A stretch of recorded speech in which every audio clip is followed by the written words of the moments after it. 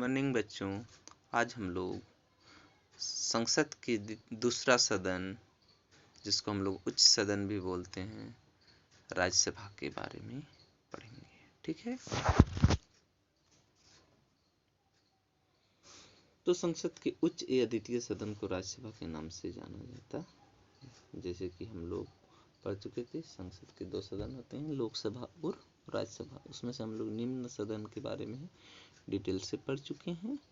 उसका उच्च सदन जो राज्यसभा है, उसके बारे में अभी हम लोग डिटेल से पढ़ेंगे। तो संसद के उच्च सदन या द्वितीय सदन को राज्यसभा के नाम से जाना जाता है। आप संरचना देखो, इसका संरचना यानी स्ट्रक्चर क्या क्या है, इसमें कितने सदस्य होते हैं, क्या क्या होते हैं। ठीक, देखो राज्यसभा के सदस्यों की अधिकतम संख्या 250 है। याद रखना, लोकसभा में कितने थे अधिकतम? 552 यानी 552। ठीक है, लेकिन राज्यसभा में सदस्यों का अधिकतम संख्या कितना है? 250 है। सदस्यों की दो श्रेणी होती है, एक होती है मनोनीत और दूसरा होते हैं निर्वाचित। ठीक है, तो सदस्यों की दो श्रेणियां होती है, मनोनीत एवं निर्वाचित। मनोनीत सदस्यों की संख्या 12 होती है, जिसका मनोनीत राष्ट्रपति करते हैं। ठीक है, तो याद रखना है कि राज्यसभा में अधिकतम सदस्य 250, उसमें से 12 सदस्यों का मनोनीत राष्ट्रपति के द्वारा किया जाता है।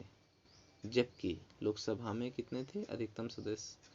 552 थे, और उसमें से 2 सदस्य को ही मनोनीत किया जाता था। तो याद रखना है कि राज्यसभा के 250 में से 12 सदस्य को मनोनीत किया जाता है और बाकी सबको निर्वाचित।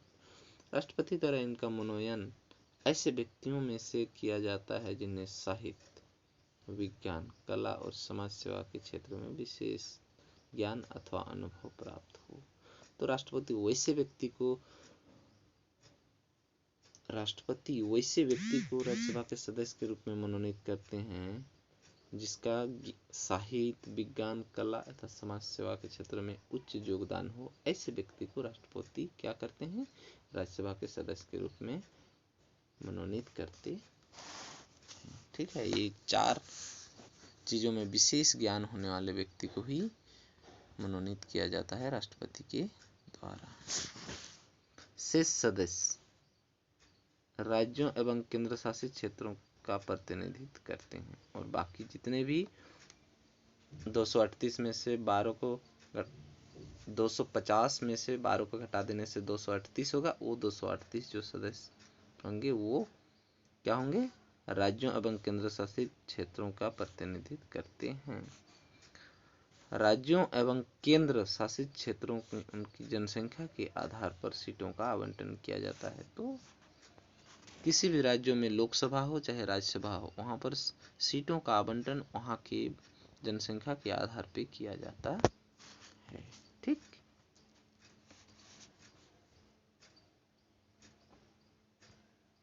अब देखो आगे। वर्तमान राज्यसभा में कुल 245 सदस्य हैं, जिसमें 12 सदस्यों को राष्ट्रपति द्वारा मनोनीत किया गया है। तो ही है, वर्तमान में 245 सदस्य हैं और उसमें से 12 सदस्यों को राष्ट्रपति द्वारा मनोनीत किया गया है। अब देखो चुनाव पद्धति। राज्यसभा के जो सदस्य हैं उसका चुनाव का जो पद्धति है वो किस प्रकार है। राज्यसभा के सदस्यों का चुनाव प्रत्येक राज्य की विधानसभा के निर्वाचित सदस्यों द्वारा एकल संक्रमणीय मत प्रणाली द्वारा किया जाता है। तो राज्य के विधानसभा या विधान परिषद के जो भी सदस्य चुने जाते हैं उसके द्वारा चयन किया जाता है राज्यसभा के सदस्यों का। ठीक है, राज्यसभा के सदस्यों का चुनाव प्रत्येक राज्य की विधानसभा के निर्वाचित सदस्य, जो भी हम लोग का एमएलए होते हैं, चाहे वो किसी भी पार्टी का हो, उसके द्वारा मतदान करवाया जाता है राज्यों में। उसके बाद संसद का चुनाव होता है, वो भी राज्यसभा का। ठीक है, तो यहाँ पर होता है कि जैसे हम जानते हैं कि विभिन्न राज्यों में विभिन्न प्रकार के जो लोकल पार्टी हो चाहे राष्ट्रीय पार्टी हो, ठीक है, कि जो यहाँ पर एमएलए होते हैं वो लोग जो पक्ष और विपक्ष में होते हैं वो लोग दोनों अपने अपने एक एक राज्यसभा के उम्मीदवार चुनते हैं। उसके बाद अपने पक्ष में जितने विधायक होते हैं उस सब विधायकों को क्या किया जाता है, मतदान के लिए बुलाया जाता है, और वो एकल संक्रमण मत प्रणाली के द्वारा दो जो अपोजिशन होते हैं दोनों अपोजिशन के फेवर में क्या करते हैं, अपना अपना जिसको जो वोट देने का अपना अधिकार है उसका प्रयोग करते हुए वो अपना वोटिंग करते हैं। तो उसमें से जिस पार्टी के सदस्य में वोटों की संख्या ज़्यादा होती है वो जीत जाते हैं, और वो जीत के उसको राज्यसभा का सदस्य के रूप में निर्वाचित करके राज्यसभा भेजा जाता है। ठीक है। केंद्र शासित प्रदेशों द्वारा सदस्यों का चयन संसदीय विधि द्वारा निर्धारित प्रक्रिया के अनुसार किया जाता है। ठीक। अब देखो सदस्यों हेतु अर्हताएं। राज्यसभा के सदस्य बनने के लिए उसके निम्न क्या अर्हताएं हैं। ठीक, यानी राज्यसभा के सदस्य बनने के लिए उसके क्या क्या योग्यताएं हैं वो सब के बारे में यहाँ पर दिया हुआ है। देखो, राज्यसभा के सदस्य निर्वाचित होने के लिए किसी भी व्यक्ति के लिए आवश्यक है कि वह भारत का नागरिक हो। ठीक है। तो हम जानते हैं किसी भी प्रकार के जो चुनाव होता है उन सब चुनावों में भारत का नागरिक होना बहुत जरूरी है। तो यहाँ पर हम लोग पढ़ रहे हैं राज्यसभा, तो राज्यसभा के बारे में हम लोग जानेंगे कि वह भारत का नागरिक होना चाहिए, 30 वर्ष से कम का न हो, यानी उसका उम्र कम से कम 30 वर्ष का होना चाहिए और अधिक से अधिक 30 वर्ष या उससे अधिक होनी चाहिए। ठीक है, यानी 30 वर्ष से कम नहीं होनी चाहिए, यही है बोलने का मतलब। ऐसे सभी अतिरिक्त योग्यताएं रखता हो जो समय समय पर कानून द्वारा निर्धारित किए जाए। जो भी कानून द्वारा उसकी फुलफिल आवश्यकता के लिए जो चाहिए वो चीज़ फुलफिल होना चाहिए। जैसे कि हम लोग लोकसभा में के सदस्यों की अर्हताएं में क्या देखते हैं, योग्यताएं में, कि किसी भी सरकारी पद पे न हो, तो इसमें भी वही सब लागू होता है। ठीक है, किसी भी गवर्नमेंट जॉब में न हो। ठीक है, और किसी भी तरह का जो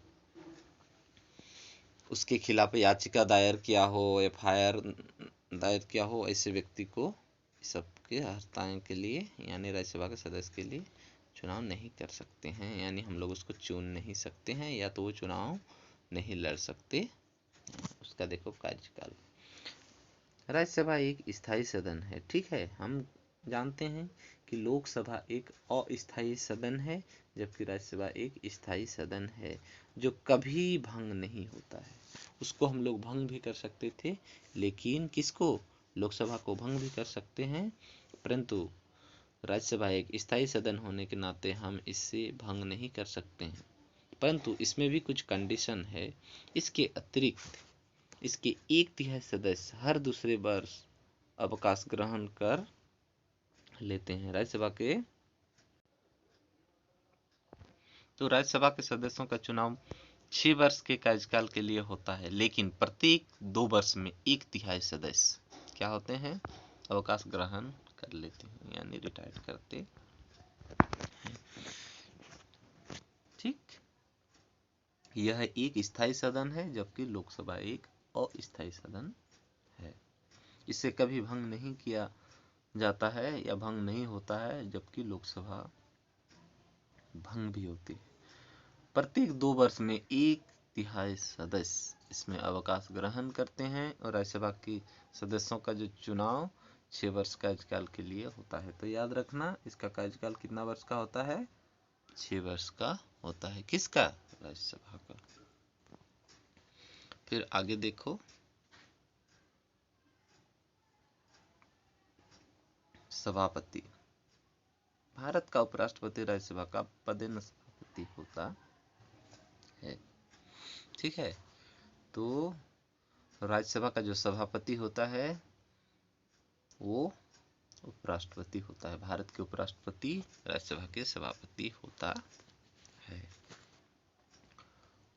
राज्यसभा के कार्य एवं शक्तियां। राज्यसभा का क्या क्या कार्य है, इसकी क्या पावर है, ठीक है, उसको देखते हैं। पॉइंट नंबर 1, विधायी शक्तियां मतलब कानूनी शक्तियां। वित्त विधेयक को छोड़कर अन्य कोई भी विधेयक पहले राज्यसभा में प्रस्तावित किया जा सकता है। ठीक है। तो इसका देखो पावर, वित्त विधेयक को छोड़ के बाकी सभी विधेयक राज्यसभा में प्रस्तावित किया जा सकता है, सिर्फ एक विधेयक को छोड़कर, वो भी कौन है, वित्त विधेयक छोड़कर बाकी जितने सारे विधेयक होते हैं वो राज्यसभा में प्रस्तावित किया जा सकता है। पॉइंट नंबर 2, वित्तीय शक्तियां, कोई भी वित्त विधेयक पहले केवल लोकसभा में ही प्रस्तावित किया जा सकता है। तो जितने भी वित्त विधेयक होते हैं, ठीक है, यानी वित्त विधेयक सबसे पहले लोकसभा में प्रस्तावित किया जा सकता है, लोकसभा द्वारा स्वीकृत अथवा पारित होने के बाद ही वित्त विधेयक को संस्तुति के लिए राज्यसभा के पास भेजा जा सकता है। तो जैसे कि हमने बता दिया पहले भी कि वित्त विधेयक को छोड़कर बाकी सभी विधेयक को राज्यसभा प्रस्तावित कर सकते हैं, परंतु वित्त विधेयक पहले लोकसभा प्रस्तावित करता है, उसके बाद राज्यसभा के पास अनुमोदन के लिए भेजता है। ठीक है, पॉइंट नंबर 2 भी हो गया। अब देखो आगे, राज्यसभा को अनिवार्य रूप से 14 दिनों के भीतर विधेयक अपने संसदों के साथ लोकसभा के पास लौटाना होता है। तो जो वित्त विधेयक लोकसभा के द्वारा पारित करके राज्यसभा में भेजा जाता है, उसके 14 दिन के अंदर उस फाइल को लोकसभा तक पुनः रिटर्न भेजा जाता है, चाहे वो सहमति हो या असहमति हो। इस प्रकार वित्तीय मामलों को राज्यसभा की भूमिका मात्र परामर्शदात्री है। तो वित्त विधेयक में राज्यसभा का सिर्फ परामर्शदात्री का काम करती है। ठीक है, 14 दिन के अंदर उसको दोबारा अपना फाइल को भेजना पड़ता है, किसके पास, लोकसभा के पास। तीसरा देखो, संविधान संशोधन। संविधान में संशोधन संबंधी विधेयक संसद के किसी भी सदन में प्रस्तावित किया जा सकता है। ठीक है, संविधान संशोधन तो हम जान रहे हैं, संविधान में संशोधन संबंधी विधेयक संसद के किसी भी सदन में प्रस्तावित किया जा सकता है, चाहे वो लोकसभा हो या राज्यसभा हो। ठीक है, संविधान संशोधन संबंधी प्रस्ताव संसद के दोनों सदनों द्वारा अलग अलग पारित किया जाना चाहिए। तो संविधान संशोधन संबंधी जो भी प्रस्ताव होता है उसे जो संसद के दोनों सदन लोकसभा और राज्यसभा उसके द्वारा अलग अलग पारित किया जाना चाहिए। नंबर 4 देखो, राज्यसभा के विशेष अधिकार। अब देखो राज्यसभा के कुछ विशेष अधिकार हैं, उसको देखते हैं। संविधान में राज्यसभा को भारतीय संघ के राज्यों के प्रतिनिधि सदन के रूप में मान्यता दी गई है। तो राज्यसभा को भारतीय संघ के जो राज्यों के जो प्रतिनिधि सदन के रूप में मान्यता दी गई है, इसीलिए इसको कुछ ऐसे विशेष अधिकार प्राप्त हैं जो लोकसभा में प्राप्त नहीं है। तो राज्यसभा को कुछ विशेष अधिकार प्राप्त है जो लोकसभा को प्राप्त नहीं है। ऐसा ही एक विशेषाधिकार है कि राष्ट्र के हित में प्रस्ताव पारित करके यह घोषणा कर सकती है कि संसद द्वारा राज्य सूची में शामिल किसी भी विषय पर कानून बनाया जा सकता है। तो संसद द्वारा शामिल किसी भी विषय पर वो कानून बनाया जा सकता है। राज्यसभा को प्राप्त एक अन्य विशेष अधिकार यह भी घोषणा करती है कि किसी भी नई अखिल भारतीय सेवा का सृजन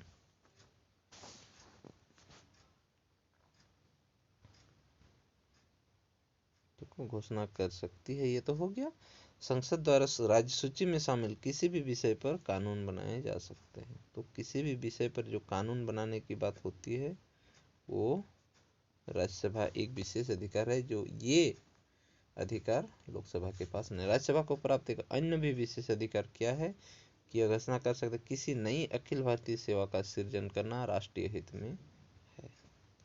इस प्रस्ताव को पारित होने पर संसद कानून बना कर नई अखिल भारतीय सेवा प्रारंभ कर सकती है। इस प्रकार जो कुछ विशेष अधिकार महत्वपूर्ण रूप से दिए गए हैं, किसको, राज्यसभा को, ये लोकसभा को प्राप्त नहीं।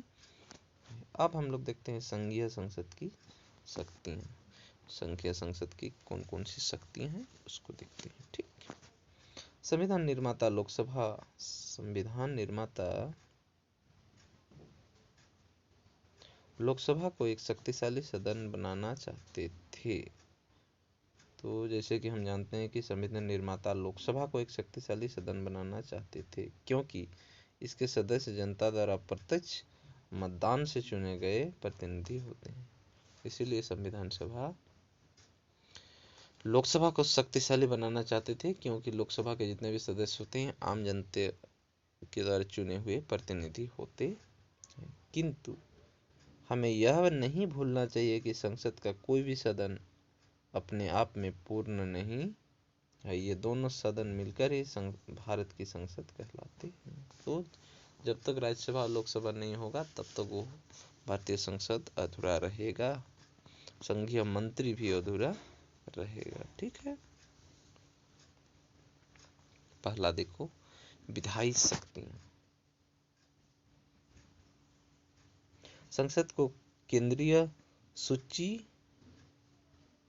एवं समवर्ती सूची में उल्लेखित विषय पर कानून निर्माण का अधिकार है। तो संसद को केंद्रीय सूची और समवर्ती सूची में उल्लेखित जितने भी विषय होते हैं कानून निर्माण का अधिकार होता है। तो केंद्रीय सूची में वही है, ठीक, जो सेंट्रल के अंतर्गत जो आते हैं, जैसे इंडियन रेलवे, अंतरिक्ष विभाग, विदेशी मामले, ये सब होते हैं संघ सूची के। ठीक है, केंद्रीय सूची उसी को बोलते हैं संघ सूची।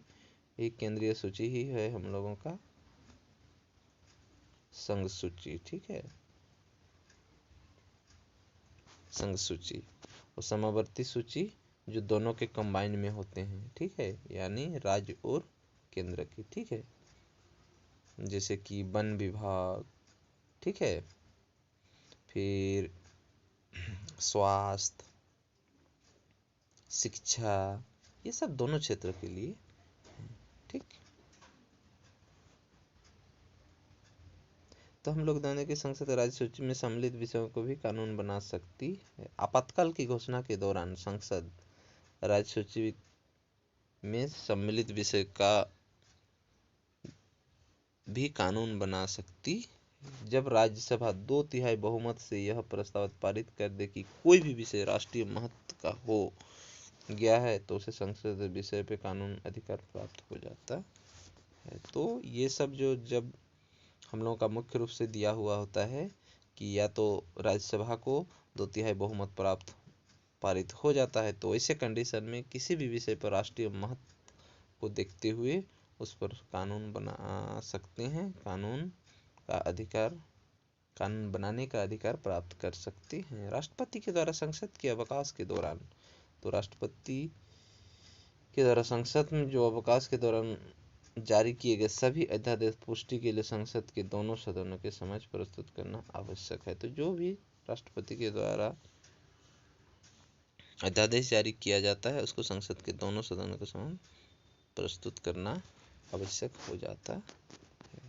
अब देखो भारत में संसदीय सरकार, यहाँ पर पहला है, यहाँ देखो राष्ट्रपति, यहाँ देखो अध्यक्ष, यहाँ पर देखो उपराष्ट्रपति, इसका पदे न सभापति, उपराष्ट्रपति पदे न सभापति होते हैं राज्यसभा के।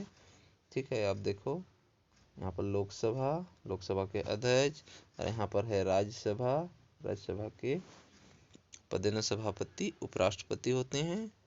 ठीक, और यहाँ पर हम लोग देखते हैं मंत्रिपरिषद का जो हेड होते हैं वो प्रधानमंत्री। ठीक है, कौन होते हैं? प्रधानमंत्री। सभी मंत्रिपरिषदों का जो हेड है, यानी सेंट्रल मिनिस्टर में जो भी सरकार बनती है उसका जो प्रमुख होते हैं वो प्रधानमंत्री होते हैं। ठीक, लोकसभा के सामूहिक उत्तरदायित्व यहाँ पर दिया हुआ है। देखो, लोकसभा के सामूहिक उत्तरदायित्व, मंत्रिपरिषद के सामूहिक रूप से लोकसभा के प्रति उत्तरदायित्व होती है। तो ये होता है सरकार की संरचना। अब आगे देखो वित्तीय शक्तियां।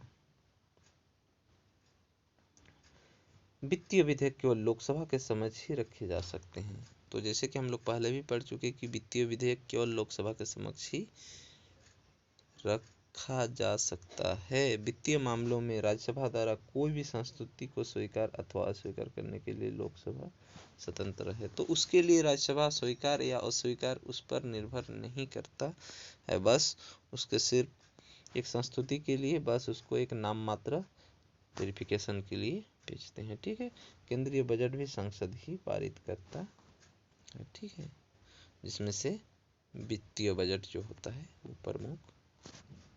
तीसरा, कार्यपालिका के ऊपर नियंत्रण। संविधान में उल्लेख है कि मंत्रिपरिषद सामूहिक रूप से लोकसभा के प्रति उत्तरदायी होगी। ठीक है, तो जो केंद्रीय मंत्रिमंडल है वो लोकसभा के प्रति ही उत्तरदायी होती है। इस प्रकार संघीय कार्यपालिका के ऊपर नियंत्रण रखती है, और वो जितने भी संघीय कार्यपालिका होती है सब वहाँ के मंत्रिमंडल ही संभालते हैं, संघीय सरकार ही संभालती है। संविधान संशोधन। संविधान में संशोधन संबंधी विधेयक दोनों में से किसी भी सदन में रखा जा सकता है। यदि किसी संविधान में कुछ भी चीज को संशोधन करना है तो किसी भी सदन में रखा जा सकता है, चाहे वो राज्यसभा हो या लोकसभा। इस विधेयक का दोनों सदनों के सदस्यों की कुल संख्या का बहुमत अथवा उपस्थिति मतदान करने वाले सदस्यों के 2/3 बहुमत से पारित होना आवश्यक है। तो जो भी कानून बनाना हो, कोई भी विधेयक पारित करना हो या संशोधित करना हो, तो उसका 2/3 बहुमत से पारित होना आवश्यक है। यह विधेयक किसी विशिष्ट विषय के संबंध में परिवर्तन करता है तो आवश्यक है संशोधन का कुल राज्यों की कम से कम आधी विधानसभा द्वारा अवश्य अनुमोदन हो। तो यदि वो खास विधेयक होता है और विशिष्ट विषय के परिवर्तन के संबंध में, तो यह बहुत ही जरूरी हो जाता है, बहुत ही आवश्यक हो जाता है कि संशोधन का कुल राज्यों की जितने भी राज्य हैं उसमें कम से कम आधी विधानसभाओं द्वारा अवश्य अनुमोदन होनी चाहिए, यानी उसकी स्वीकार होनी चाहिए। ठीक है, अब देखो 5वां पॉइंट में चुनाव संबंधी कार्य। संसद के दोनों सदनों में निर्वाचित सदस्यों राज्यों की विधानसभाओं में निर्वाचित सदस्य के साथ मिलकर भारत के राष्ट्रपति का चुनाव करते हैं। तो चुनाव संबंधी कार्य, संसद के दोनों सदन के निर्वाचित सदस्य राज्य की विधानसभाओं के निर्वाचित सदस्यों के साथ मिलकर भारत के राष्ट्रपति का चुनाव करते हैं। तो भारत का जो राष्ट्रपति का चुनाव संसद के दोनों सदन तथा राज्य के विधानसभा और विधान परिषदों के सदस्यों से मिलकर राष्ट्रपति का चुनाव करते हैं। भारत के उपराष्ट्रपति का निर्वाचन संसद के दोनों सदनों के सदस्य करते हैं। तो उपराष्ट्रपति का जो निर्वाचन संसद के दोनों सदन यानी राज्यसभा और लोकसभा मिलकर करते हैं। अब हम लोग आगे देखेंगे कल विधेयक किस प्रकार कानून बनता है। ठीक, तो आज की क्लास यही समाप्त होता है।